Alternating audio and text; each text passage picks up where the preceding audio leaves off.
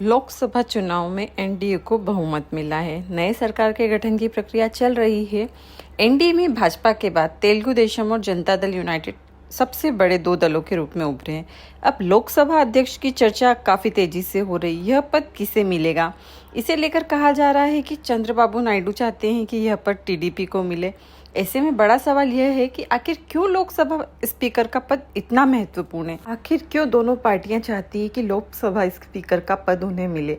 आइए जानते हैं क्यों इम्पोर्टेंट है लोकसभा स्पीकर का पद। इससे पहले तो हिस्ट्री नॉलेज में आपका स्वागत है। अगर चैनल को सब्सक्राइब नहीं किया हो तो प्लीज़ चैनल को सब्सक्राइब कर लें और वीडियो को अंत तक जरूर देखिए।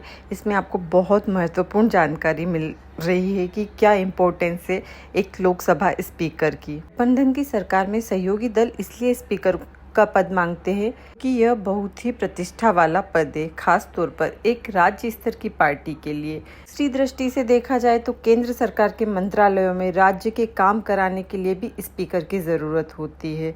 महाराष्ट्र का उदाहरण मैं आपको बताती हूँ कि एक पार्टी के लोग जब दूसरी पार्टी में शामिल होना चाहते हैं तो उन पर दल बदल विरोधी कानून लागू होता है। इसकी वजह से वो नहीं आ सकते, लेकिन फिर भी आते हैं, तो उस हालत में स्पीकर के कारण उन्हें एडवांटेज मिलता है। इसके लिए मैं आपको एक एग्जाम्पल देती हूँ।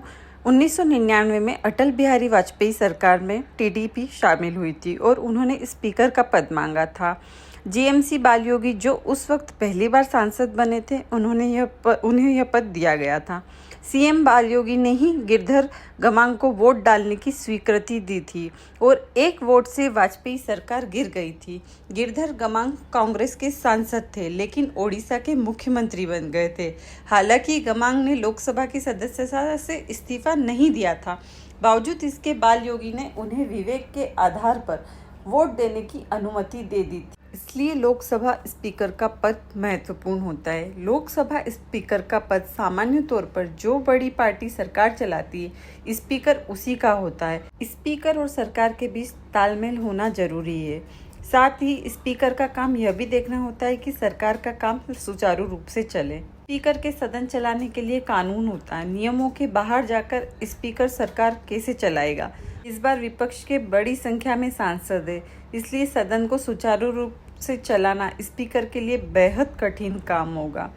इसलिए विपक्ष से डिप्टी स्पीकर चुना जाता है, तो वो भी सदन को सुचारू रूप से चलाने में सहायक होगा।